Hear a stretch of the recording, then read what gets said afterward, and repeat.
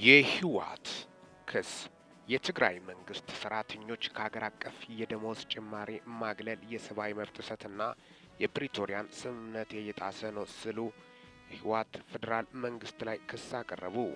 የነዳጅ ክልከላውን ተገቢ አይደለም ብሏል። ህወሓት ከመስከረም ወር ጀምሮ በሀገር አቀፍ ደረጃ የተተገበረው የደሞዝ ጭማሪ የትግራይ መንግስት ሰራተኞችን አያካትትም ብሏል። ይህም የሰብአዊ መብቶችንና የፕሪቶሪያ ኮንቬንሽንን የሚጥስ ነው ብሏል። የትግራይ መንግስት ሰራተኞች ደሞዝ ለ17 ወራት አልተከፈለም።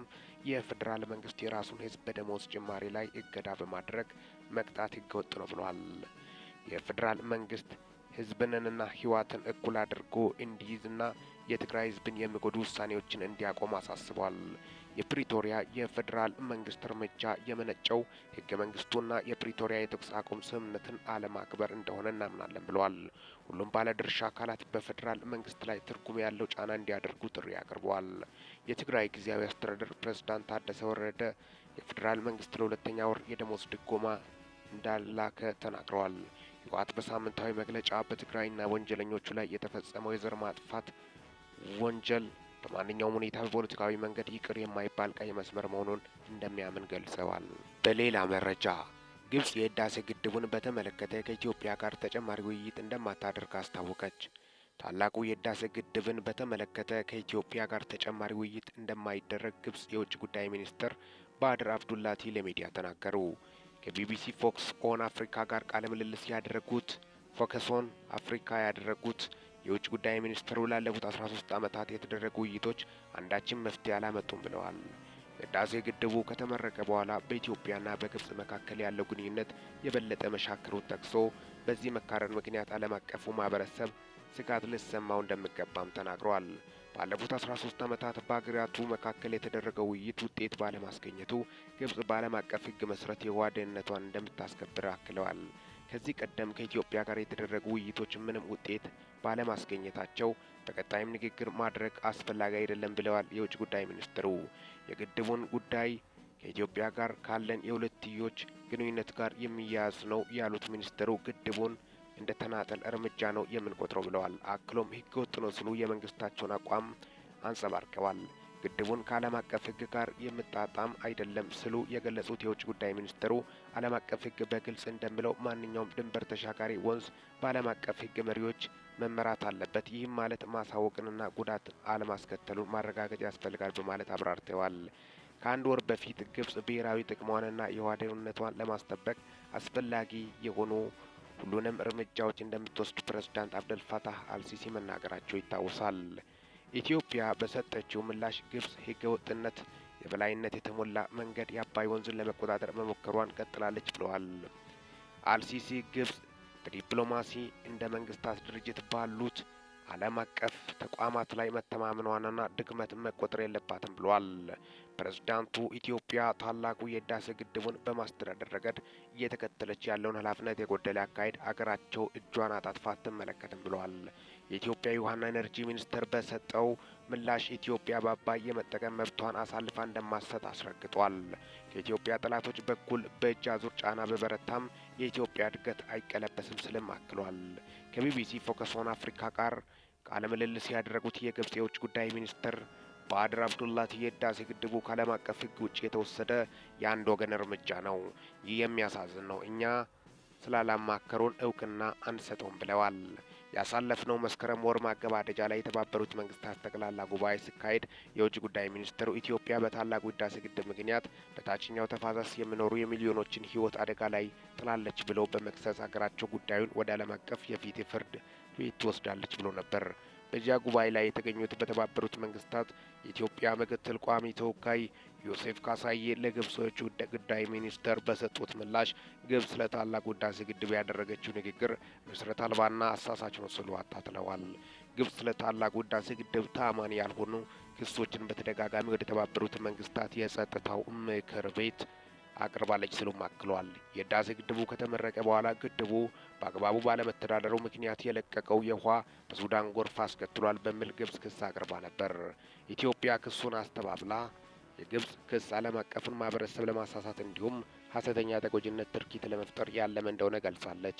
ከግብጽ ክስ በተቃራኒው ታላቁ የኢትዮጵያ ህዳሴ ግድብ ባይኖር ኖሮ ባለፉት ወራት በኢትዮጵያ ድጋማ ቦታዎች የታየው ከፍተኛ ዝናብ ሱዳንና ግብጽ ውስጥ በሰው ህይወትና በመሰረተ ልማት ላይ ታሪካዊ ውድመት ሊያመጣ ይችል እንደነበረም የውሃና ኤነርጂ ሚኒስቴር ገልጿል። 13 ዓመታት የቆየው ድርድር የግብጽ የውጭ ጉዳይ ሚኒስትር ምንም ስምምነት ላይ ሳንደርስ ከ13 ዓመታት በላይ ስንደራደር ቆይተናል። እኛ በቅን ልቦና ስንደራደር ስለነበር የሚያሳዝን ነው ብለዋል። አያይዞም ሌላኛው ወገን በሚያሳዝን ሁኔታ ይህንን የድርድር ጊዜ መሬት ላይ ያለውን ሁኔታ ለመቀየር ተጠቅሞበታል ሲሉ ከሰዋል። የድርድሩ ሂደት ወደፊት ሊቀጥል የማይችልበት ነጥብ ላይ ደርሰዋል ብለዋል። ከአንድ ዓመት በፊት በግልጽ አሳውቀናል በማለትም በቀጣይ የሚካሄዱ ውይይቶች እንደማይኖሩ ተናግሯል። አሁን ላይ በግብጽና ከኢትዮጵያ መካከል ያለው ግንኙነት ባለበት ቆሟል ያሉት ሚኒስትሩ ግድቡ ጉዳት የሚያደርስብን ከሆነ በዓለም አቀፉ ሕግ መሰረት ብሔራዊ ጥቅማችንንና የውሃ ደህንነታችንን የመጠበቅ ሁሉ መብታችንን እንጠቀማለን ብለዋል። ባለፈው ጥቅምት አጋማሽ ላይ ለመጀመሪያ ጊዜ ከተካሄደው የአውሮፓ ህብረትና ግብጽ ጉባኤ በኋላ የወጣ መግለጫ የአውሮፓ ህብረት ግብጽ ካለባት የውሃ እጥረት የተነሳ በናይል ወንዝ ላይ በከፍተኛ መጠን ጥገኛ መሆኗን እንደሚገነዘብ ጠቅሷል። የግብጽን የውሃ ደህንነትና ዓለም አቀፍ ሕግን ማስከበርን በተመለከተ ለካይሮ ያለውን ድጋፍ የገለጸው የአውሮፓ ህብረት ይህ አቋሙ የኢትዮጵያን ግድብም እንደማያካትት አስታውቋል። በብራሲልስ የሚገኘው የኢትዮጵያ ኤምባሲ የአውሮፓ ህብረት ከግብጽ ጋር በመሆን ካይሮ በአባይ ወንዝ ላይ የምታነሳውን የቅኝ ግዛትና የብቸኛ ተቆጣጣሪነት መብት የሚያስተጋባ መግለጫ አውጥተዋል በማለት መውቀሱ ይታወሳል። የአውሮፓና የግብጽ ያወጡት የጋራ መግለጫ በኢትዮጵያ ላይ የተሳሳተ አድሎ ያለበትና ጠበኛ አቋም ያሳየ እንደሆነ በመግለጽም ተቃውሞን አሰምቷል። ከቢቢሲ ፎከስ ኦን አፍሪካ ጋር ቃለ ምልልስ ያደረጉት የግብጽ የውጭ ጉዳይ ሚኒስትር በናይል ተፋሰስ ውስጥ ከሚገኙ ሀገራት መካከል 98 በመቶ የሚሆነውን ውሃ ከናይል ለማግኘት ግብጽ የወንዙ ጥገኛ የሆነች ብቸኛው ሀገር ነች ብለዋል። ሌላ የውሃ ምንጭ የለንም ያሉት ሚኒስትሩ ከናይል ወንዝ በየዓመቱ 55.5 ቢሊዮን ኪዩቢክ ሜትር ውሃ እንደሚያገኙና ግብጽ የምትጠቀመው ዓመታዊ የውሃ መጠን ግን ከ80 ቢሊዮን ኪዩቢክ ሜትር ላይ እንደሆነ ጠቅሰዋል። ስለዚህ ባለን ውሃና በፍላጎታችን መካከል ያለውን ክፍተት የምናሟላው ውሃን በድጋሜ ጥቅም ላይ በማዋል ነው። በዓለም ላይ 4 ጊዜ ውሃን እንደገና ጥቅም ላይ የምታውል ብቸኛ ሀገር ነች ሲሉም አክለዋል።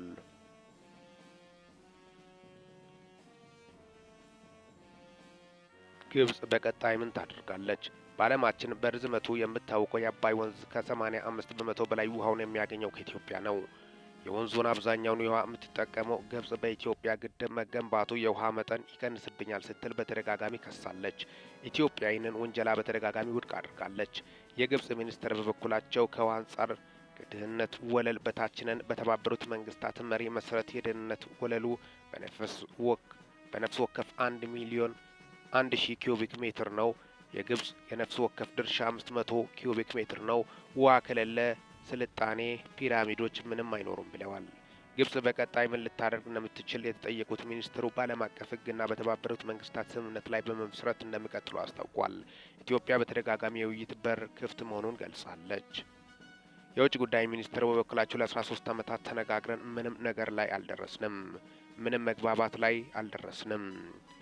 ስለዚህ በዚህ ማለቂያ በሌለው መንገድ በመቀጠል ሌላኛው ወገን መሬት ላይ ያሉ ነገሮችን እንዲቀይር እድል አንሰጥም ብለዋል። ኢትዮጵያ፣ ግብጽና ሱዳን በታላቁ ህዳሴ ግድብ አስተዳደርና የውሃ ሙሌት ላይ ዓመታት ድርድር አድርጓል። ሆኖም ሁሉንም የሚያስማማ መቀመጫ ላይ ሳይደርሱ የግድቡ ግንባታ ተጠናቆ ስራ ጀምሯል። ግብጽ በአፍሪካ ግዙፍ የሆነውን ግድብ ጉዳይ ባለፉት ዓመታት ለተባበሩት መንግስታት፣ ለአፍሪካ ህብረትና ለአረብ ሊግ በማቅረብ በኢትዮጵያ ላይ ጫና ለማሳደር ሞክራለች።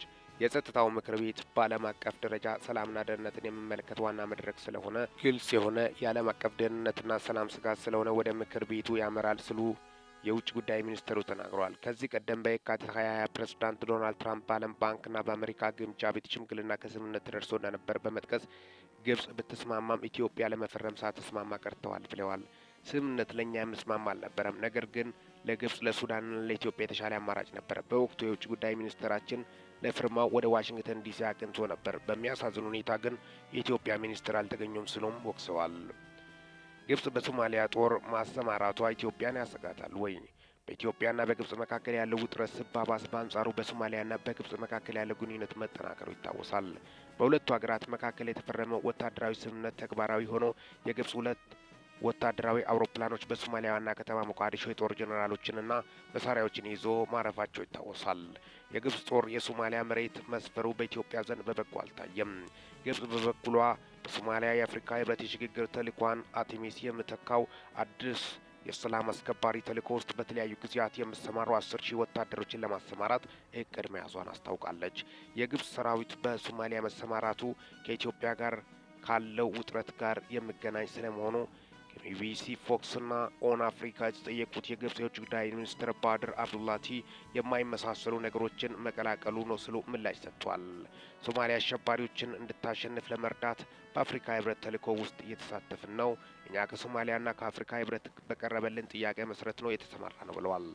ከኢትዮጵያ በኩል ስለምነሳው ስጋት በድጋሚ ተጠይቆ በግልጽ እንነጋገር፣ በአፍሪካ ህብረት የሰላምና ጸጥታ ምክር ቤት ተጠይቀን እንዲሁም ከሶማሊያ መንግስት በጽሁፍ በቀረበ ጥያቄ ነው ተሰማራ ነው። የሶማሊያ ግዛት አንድነትና ሉዓላዊነት ለመጠበቅ እንዲሁም አልሸባብና ሌሎች ሽብርተኛ ድርጅቶችን ለመከላከል እንዲረዳቸው ጥሪ አቅርቧል ሲሉ መልሰዋል። ቻናላችን የዕለቱን ፎን ሰብስክራይብ በማድረግ ወቅታዊና ሚዛናዊ መረጃ አግኙ። የዕለተ ህዳር 18 ሮብ ላይ ያሉን መረጃዎችን በማስመልከትም ነው ለእናንተ ይዤላችሁ መጣሁት። በወቅታዊና አጫጭር መረጃ እስከምንገናኝ ድረስ በያላችሁበት ዓለም ክፍል ሰላም ያቆየን።